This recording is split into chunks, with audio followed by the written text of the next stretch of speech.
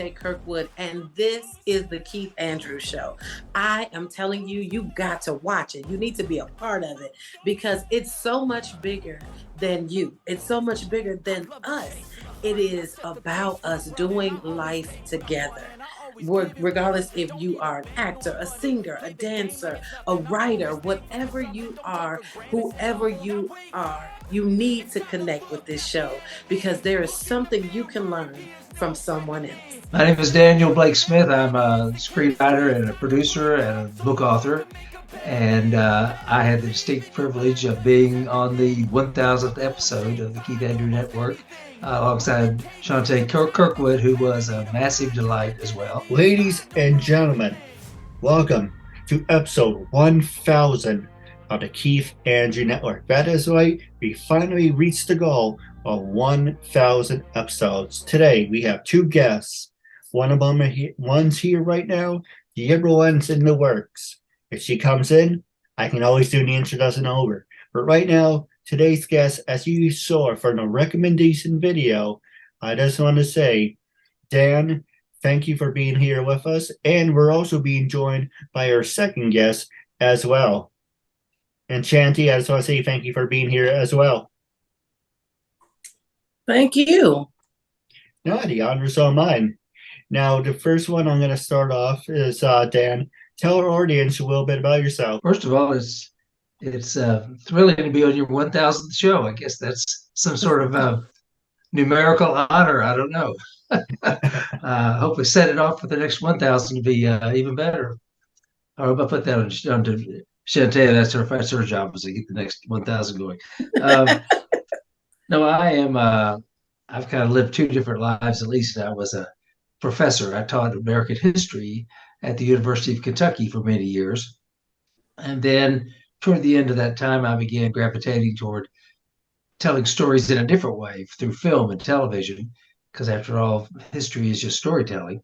But instead of doing it with footnotes in books, you could also, which I've done, you could also tell it in different ways, visually and in a dramatic way. And so I wrote plays that had historical elements to them, one on Ben Franklin and some other folks. Got into doing documentarian work as a person who did documentaries on the Greensboro Four that started the civil rights movement, which we got an Emmy for, and did one on Edgar Allan Poe for American Bastard series on PBS. Got into the documentary world and then thought, gee, I'd really like just telling my own stories, whether they're truthful or fictional, and began writing scripts and trying to produce them. It's very expensive and hard to do, but managed to get a film out a few years ago called Texas Heart, starring John Savage from way back when he was in Hair and Deer Hunter and many, many other films, and Len Shaye, who was a wonderful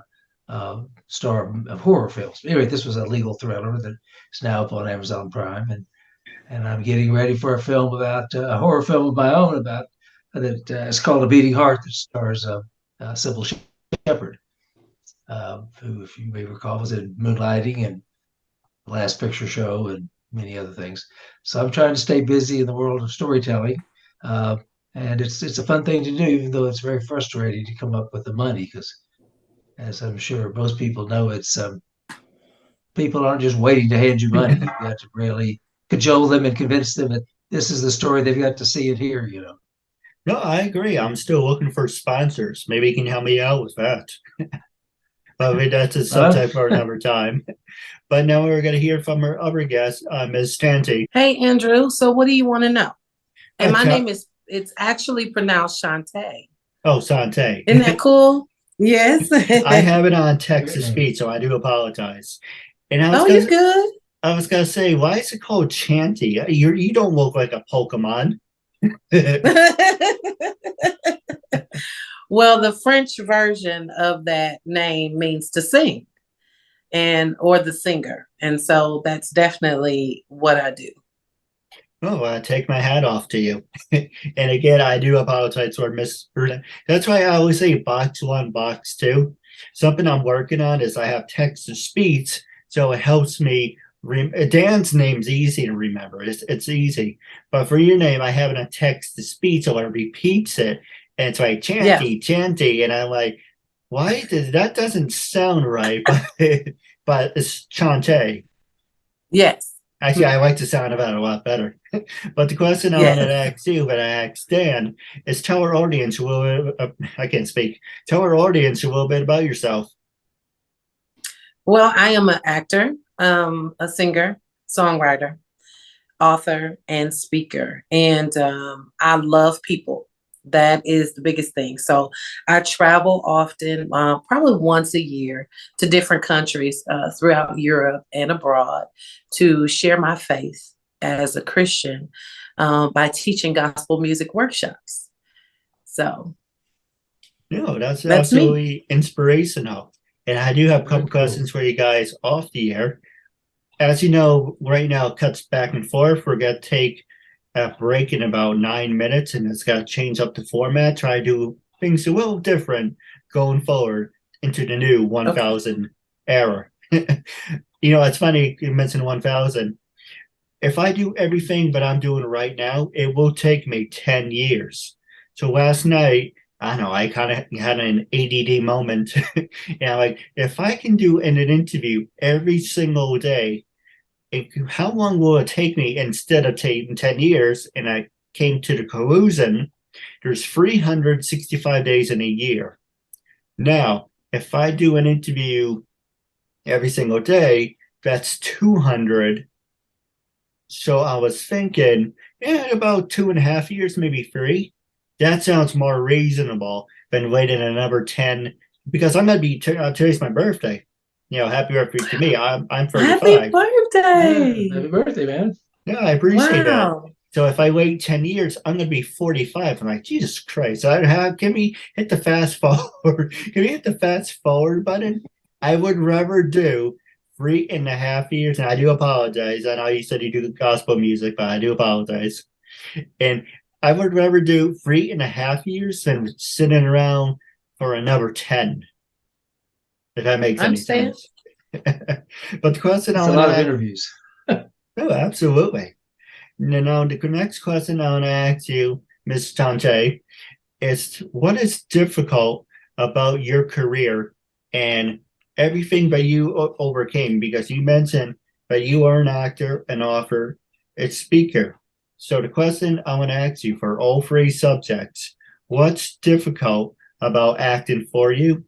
What's difficult about being an author? And what's difficult about being a speaker? And Dan's the same thing about you. Ms. Shante, we're going to What's start off. difficult? Okay. What's difficult about me being an actor is to just be me. That is something I had to learn, and coaches say it all the time, but you really don't get it when you're new to acting. You don't get it because you're like, no, I can't be me. I have to be this character. And so you don't know how to do that.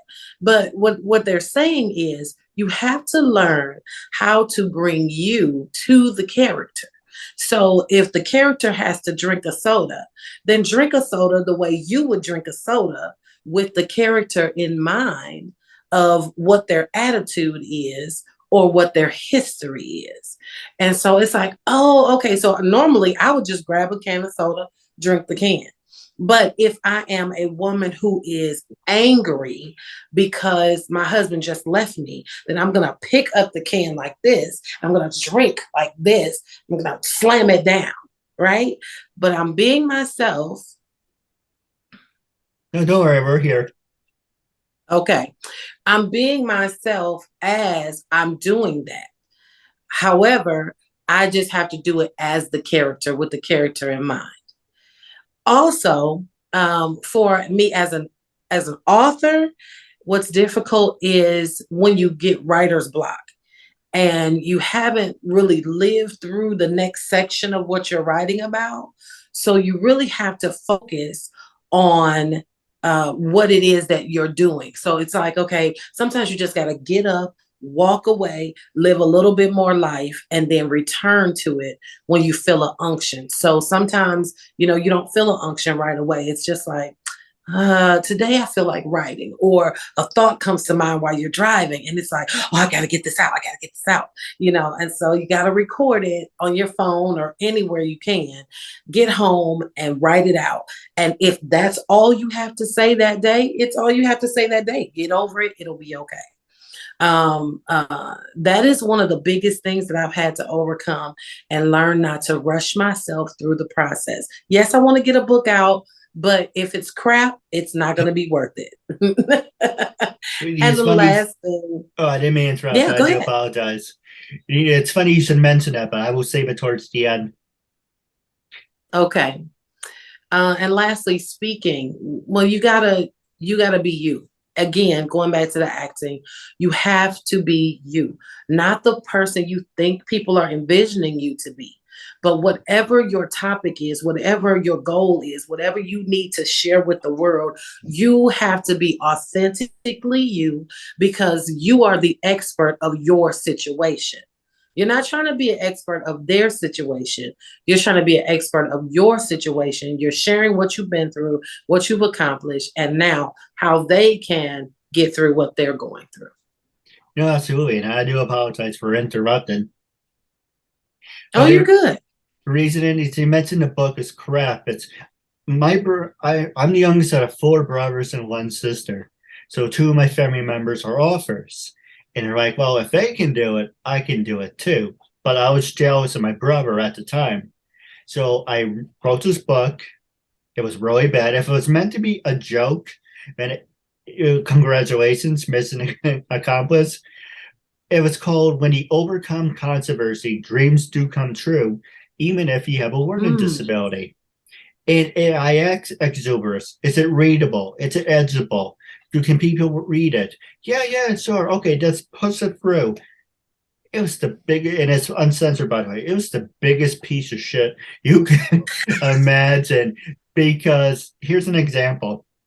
It said, I was conceived on Long Island. But I said, I was born on Long Island.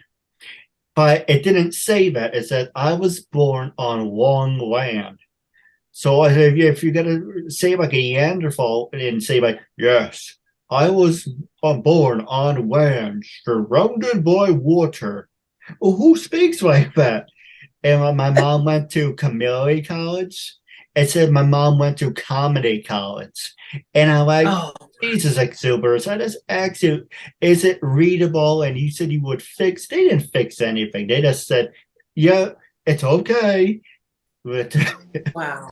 That's terrible. But I would love to hire you guys to be my ghostwriters. But then I would love to. But then we're gonna save you for the next commercial break. Actually, no, let's just do. I don't want to leave you out. I do apologize, but it's the 2 minutes. Same exact question. You mentioned you were a filmmaker and a writer. So what's difficult about being a writer and a filmmaker?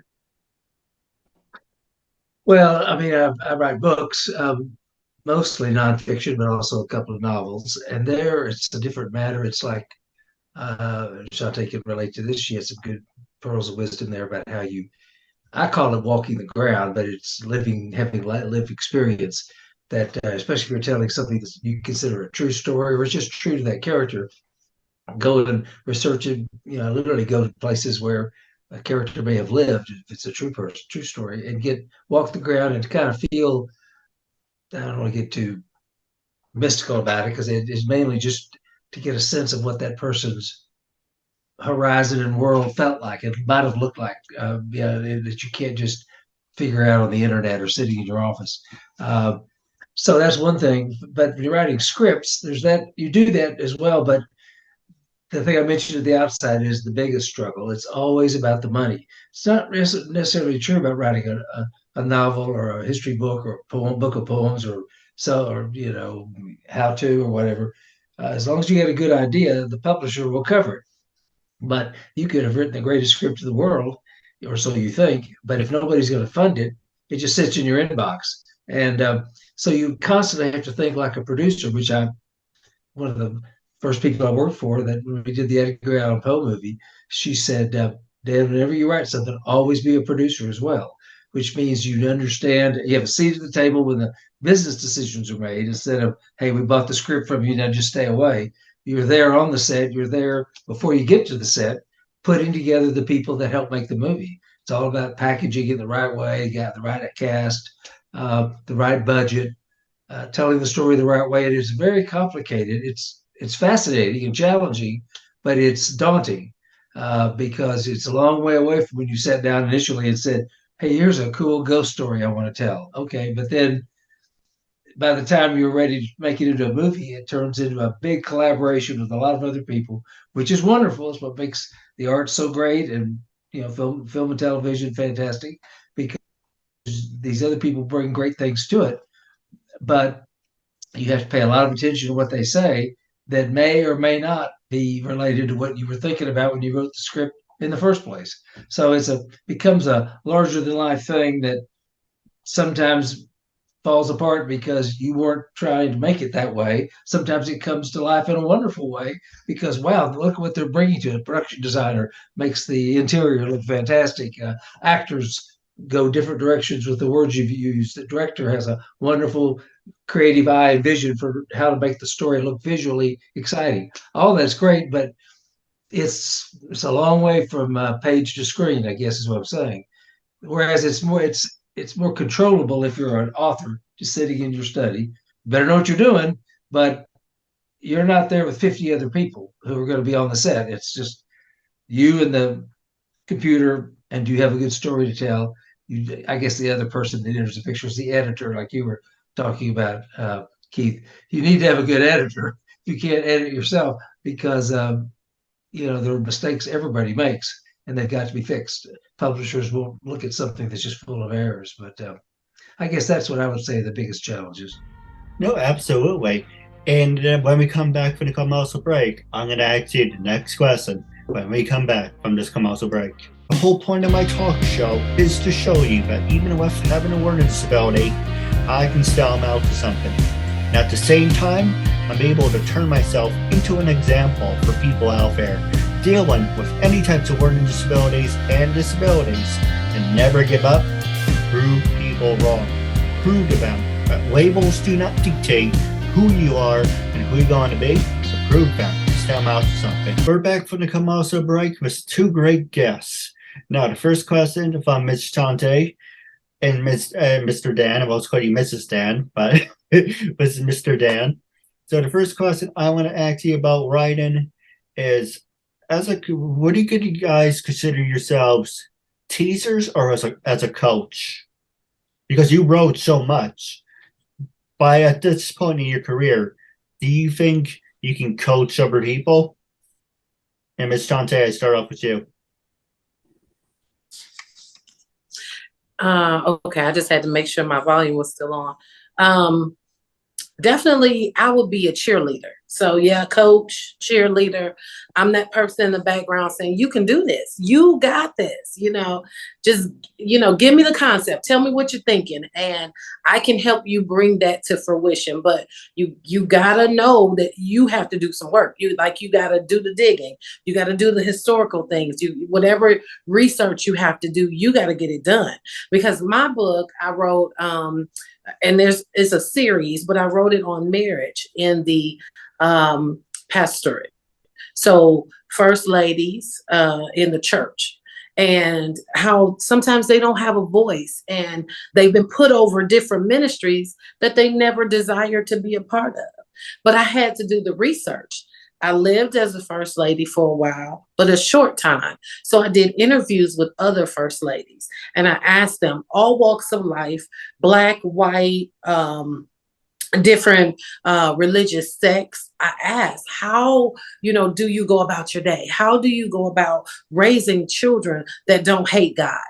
Because their dad is always gone. Or if mom is the pastor, she's always gone. How do you raise children that don't hate the God you love so much, right? And then just all of those things. So I had to do the research. And that is big for people who want to write, especially if you're writing nonfiction. Funny joke I want to tell you real fast is, you mentioned you were a minister, and I say this with a joke in heart, by the way. A lot of people like to say money is the root of all evil. But Mhm. why does the church want it so bad? Because it's really the love of money that's the root of all evil. And definitely the church does. I think that was really cute. But I think we have to talk about it so much because a lot of times, and it's funny, in the Black church, what happens with offering is it goes down when the pastor is not there. So if the offering goes down, then how can you feed the widow? How can you look after those who are not with their families? How can you take care of the bills inside the building? How can you help those who are disadvantaged or need help with medicines or need help with their daily, routine? How can you do that? And then how can you expect your pastor to be at your beck and call if he has to work another job?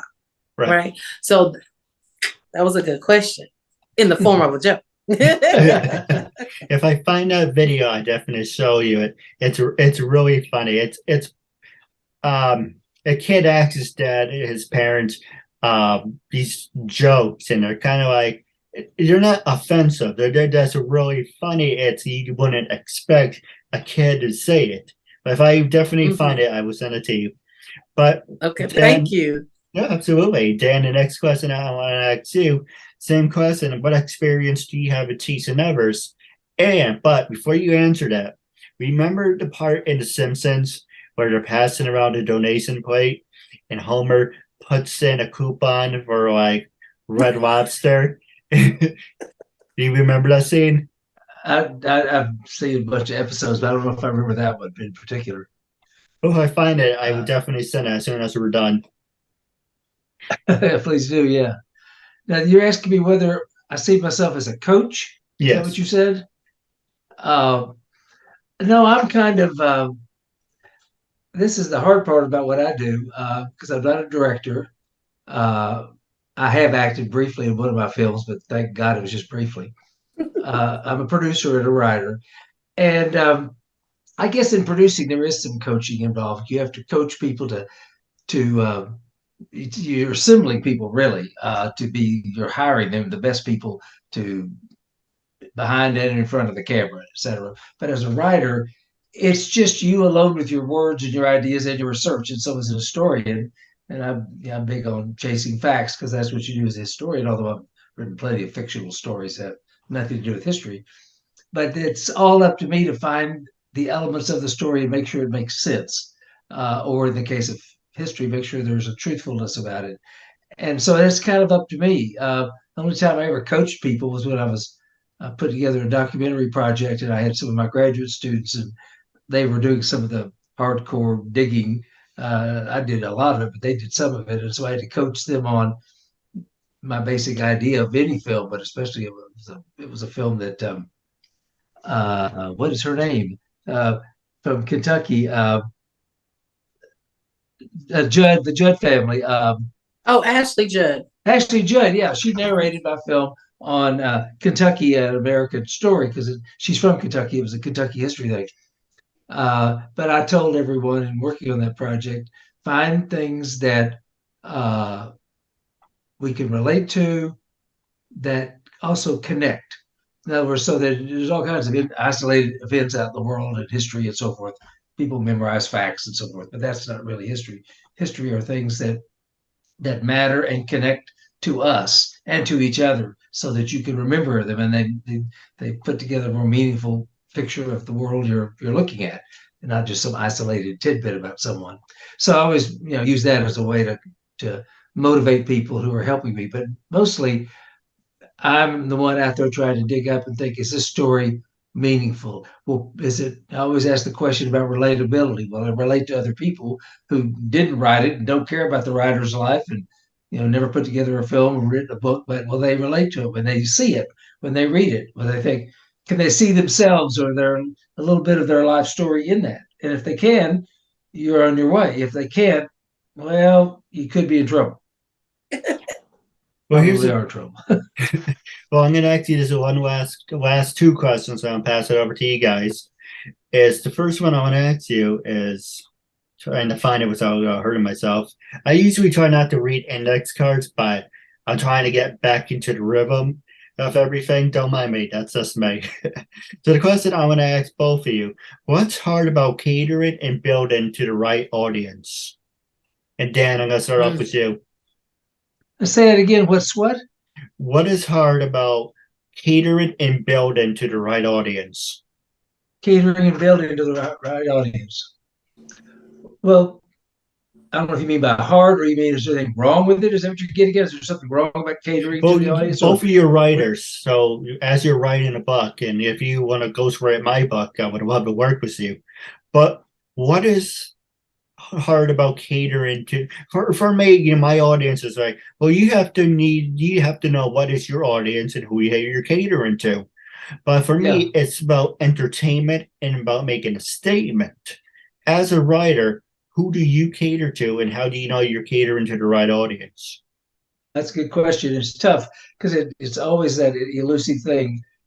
Know your audience and who is your audience. And everybody says, well, of course I know the ones that buy my book or watch my films. But wait a minute, who are those? And maybe there are way too few of those. And you should be building a different kind and size of audience. And, I'm not Spielberg. So the answer for me is yes, I can always expand my audience. I'm sure I need to. And so you have to think to yourself, back to this business of how relatable is the story as you're telling it in your own mind. You have to think, like, wait a minute, who do you have to be to care about this story you're telling?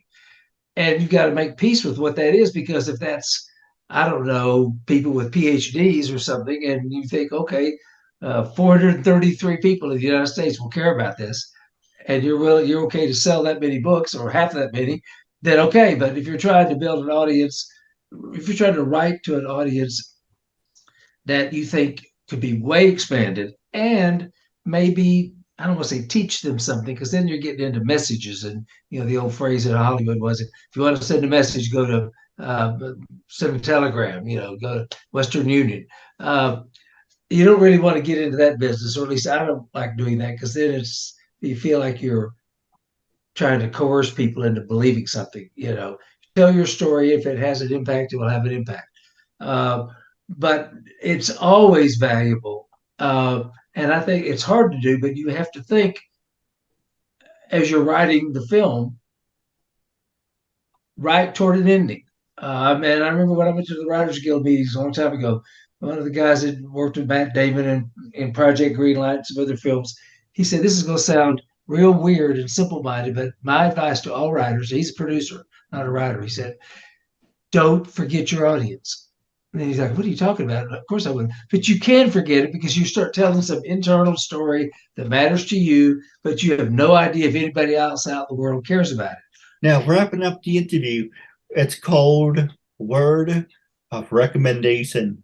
And the word for the word people out there who don't know if they should be on the Keith Andrew Network, but after hearing the words of recommendation from our guests, you should be a guest. And Dan, I want you to be brutally honest. When I first approached you to be a guest on my talk show, what made you say yes?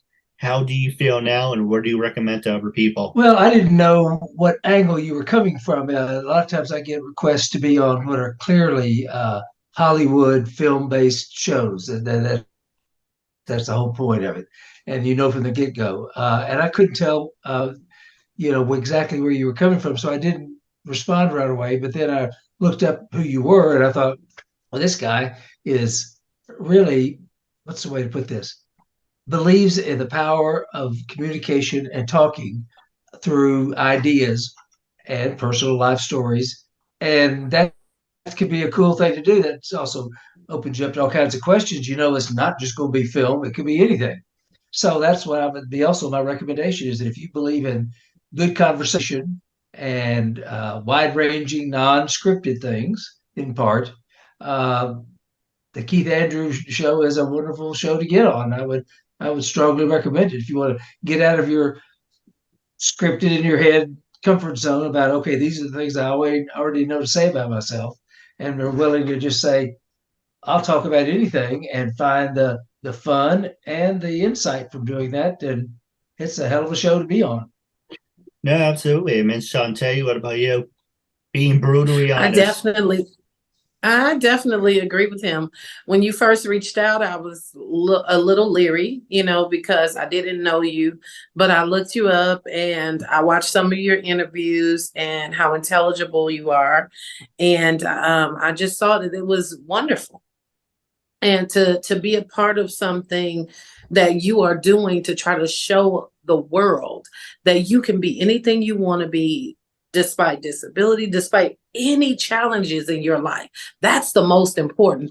We all have challenges, but can you do what you need to do or desire to do, even with the challenges? It's been 1,000 shows. And there will be 1,000 more coming soon. Yes. But if you guys are watching on YouTube, LinkedIn, and all social medias, the biggest thing is if you're watching, you definitely have to leave a comment.